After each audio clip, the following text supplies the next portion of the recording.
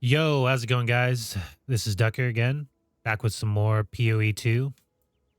Thought I'd make a little bit of an update video since I've changed some things here. So yeah, let's get into it. Upgraded a lot of pieces on my gear.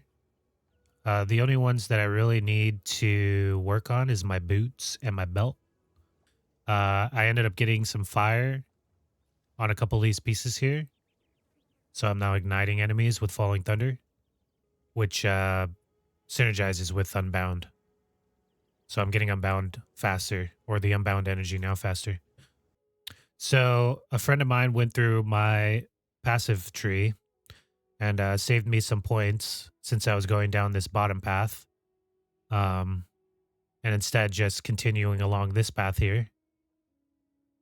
So I ended up trying that out, which gives me access to some more defense nodes here, getting a little bit more energy shield and evasion. And then as I was leveling, I started going a little bit more towards these north nodes here. So I got some more energy shield and stun threshold on energy shield, and I dropped a couple of mana regen nodes. So I do run out of mana sometimes, or quicker now, using Falling Thunder. But it's not too bad. It's every once in a while. But now that my energy shield is 400 points higher than my life, I'll probably end up investing into these two nodes, so that the stun threshold is based off of my energy shield instead of life, and then get more stun threshold from maximum energy shield. And that should make it so that I'm pretty stun resistant, or I'm hoping so anyways. And then with the fire on my gloves and my staff now, I'll probably end up going into these nodes so that I can increase my elemental damage by about 90%, based off of these three ailments. And then that should help scale Falling Thunder even more. I changed a lot of the supports that I was using on some of my skills. So I swapped skill effect duration from the lingering illusion to Unbound. Bumps it up to 13 seconds. So that's a couple more, Falling Thunders or Gathering Storms you can use with Unbound when you're bossing. And then I put Area of Effect on Gathering Storm and Window of Opportunity on Gathering Storm. So I get a nice little 50% damage boost here. And honestly, the perfect timing isn't that hard to land on this, so it didn't really make it that much more difficult to use this ability. And then I found a tier 4, or the second upgrade for skill gems, to be able to add a fourth slot. And I ended up slotting super critical on here.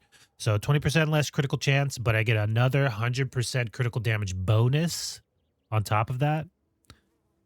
So this ability, I mean, it's 300%. That's without Sniper's Mark, which I swapped out for the bell just because I did a little bit of testing on trying to use Flames of Cholula, Purple Flames of Cholula or some shit like that. But the 10 combo points is really hard to get unless you're spamming Siphoning Strike a lot, which you're not really doing.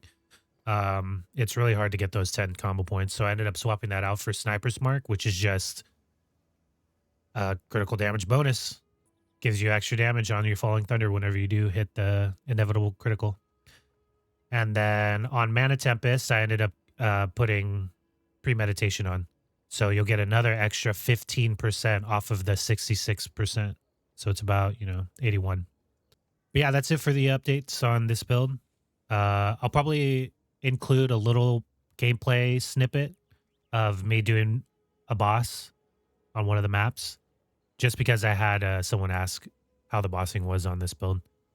So I'll give a little example on how that goes. And then, yeah. Again, any more advice is appreciated. So if you want to comment on what you think I should add to this build down below, that'd be dope.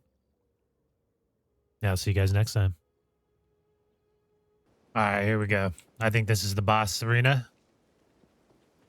Let's motherfucking get it.